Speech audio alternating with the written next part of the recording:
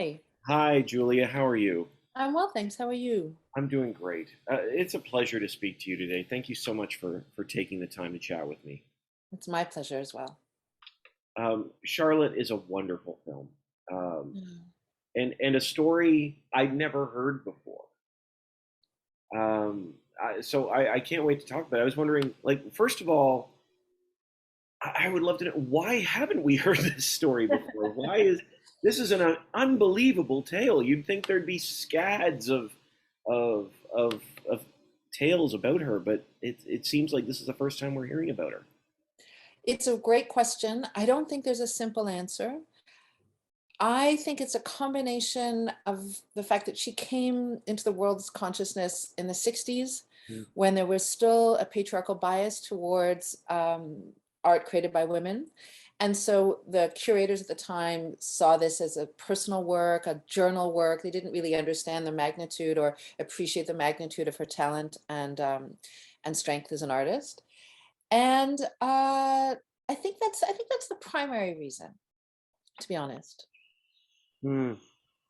Yeah, it must it I can see that. I can see that. And but for you, what was it that excited you to help bring this project to life?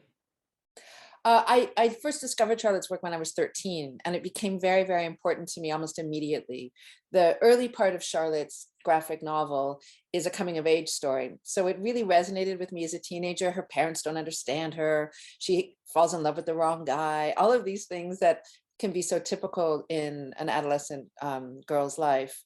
And I was also so moved by the how beautiful the art was, how interesting the story was, and also part of my family survived the Holocaust. So I also felt that by getting closer to Charlotte through her work, I had a sense that maybe I could better understand this thing that was so directly influencing my family. That's so there's almost a well, not almost. There's a personal connection for you to her as well through the history. Absolutely. Yeah. Um, that's well. I mean, what you said that you were hoping that you could get closer to yourself. Did you feel a deeper connection with your heritage through the creation of the film? I did. I mean, I have a pretty deep connection with my heritage, which I think probably is why this film exists. So I think it continued to amplify a strong connection that was already there. But I should say that the real reason to make this film is to bring the world's attention to Charlotte Salomon's work. Her work is so tremendous and is so completely overlooked. And I'm super happy that when people leave the cinema, the first thing they do is Google her name.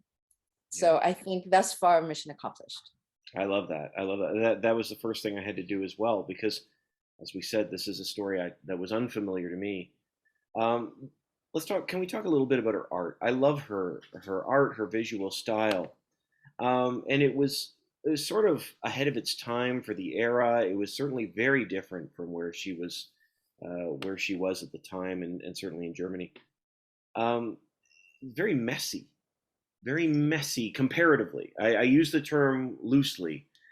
Um, I was wondering what it is about Charlotte's style that gives such vibrancy to her work.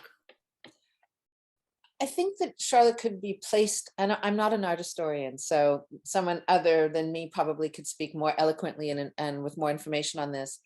But she's an expressionist, and there was a strong uh, movement of expressionist art in literature and in painting that Charlotte joined in a way. In the film, we see her in art school where different aesthetic has come to prominence because of the rise of the Nazis, which is much more traditional, much more direct representational. If there's any idealization, it's to make a body more heroic, more powerful, more impressive. Whereas expressionistic work, more interpretive, it's moodier. So I think that that's probably where her style comes from. Yeah, I love that tension. You know, she's sitting in the art class and they're saying, "No, we have the opportunity here to see precision," and yet she's painting out of feeling, Yes, and you can see the depth of her soul coming out on the canvas. absolutely. How? And Go ahead. she also conceived this work. She called it life with a question mark or theater with a question mark. And so the work itself was also conceived. It was an outpouring of her feelings. It was an expression of her talent, but it was also based on ideas about what is true, what isn't true, what happens when you represent something. And it's a work that she made when she was in exile as a refugee. So a lot of it is also an act of memory. She didn't know if she would ever see Berlin again, and in the end, she never does. So a lot of it is remembering the streets and the buildings. There's a lot going on. And there's a fascinating moment at the end. She's talking about that, and she actually says, some of the this is how things happen, and in some cases it may not have been, or something to that effect, which is a fascinating way to think about it. If you're painting from memory, but memories are fuzzy as well. It's feelings about those moments. Indeed. I think that's the crux of the expressionistic movement. That's sort of what expressionism is all about. You mentioned about life or theater. I was wondering if you could talk about the tension, since we're talking about this, talk about the tension to you between those two things. Life and theater, they seem naturally opposed to each other in some ways. I was wondering what you thought of that. Yeah, I see it more as a dynamic than an opposition.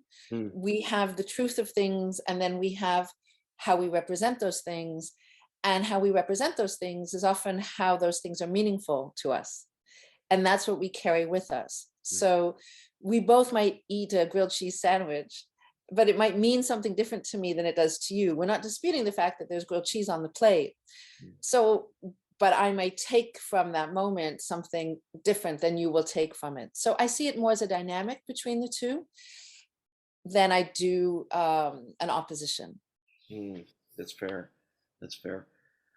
Having said that, one of the things I love about this film too is she mentions at one point that only by doing something mad can I hope to stay sane. Mental health is a key theme in this at a time when, I mean, we certainly didn't know how to deal with it, or discuss it. Why was that important for you to have embedded within the film? Well, it's her life story. So it was important for me to depict her life story as both she represented it and from whatever biographical details we could glean. So it's a central part of what Charlotte was contending with. It's also something similar to what I said earlier. It's so much of what is meaningful to us comes from what we think and feel about things. Mm. And depression and mental illness is part of that inner life that we have. And when it's troubled, and it can lead to a lot of pain and suffering. And my mother's also a psychologist, so I come by it honestly. Well, absolutely. And actually, having said that, she even says, you talk about coming from a place of feeling. The sad moments always feel more true, Mhm. which for her is so meaningful. And yet at the end, there's a comment about her looking death in art, looking death in the eye. I was wondering for you what that means, for art to look death in the eye. Well, I think in this context, art is the way by which Charlotte understood herself and the world in which she was living. And so she used her art to express herself in her situation, which is a situation in which she feared death, both externally from the war, and a fear she had that she would become suicidally depressive and her life. Yeah. Well, I mean, it is the connection for her between her art and reality is so fascinating to me throughout this piece. It's beautifully created. I love how the Mhm. animation is influenced by her own style. It's just wonderful in so many ways. As we wrap up here, I would just love to know from your perspective, what do you think is the most key aspect of Charlotte you hope people understand from the film? That it takes courage to make choices. Let me think.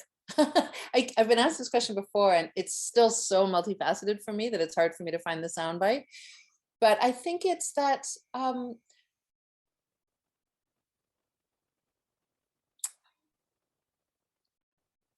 a creative life can create hope, even in the darkest of times. Hmm, absolutely, I appreciate that. Honestly, Julie, it's a wonderful film. Oh, Um, I'm so glad it connected with you. yes, I was deeply touched and moved by it. It's wonderful. So thank you so much for the time to chat, and I wish you the best. Oh, thank you for taking the time to talk about it and to help us sort of find an audience and bring it to the world. Thank you. Thank you. Don't worry, like you never stopped.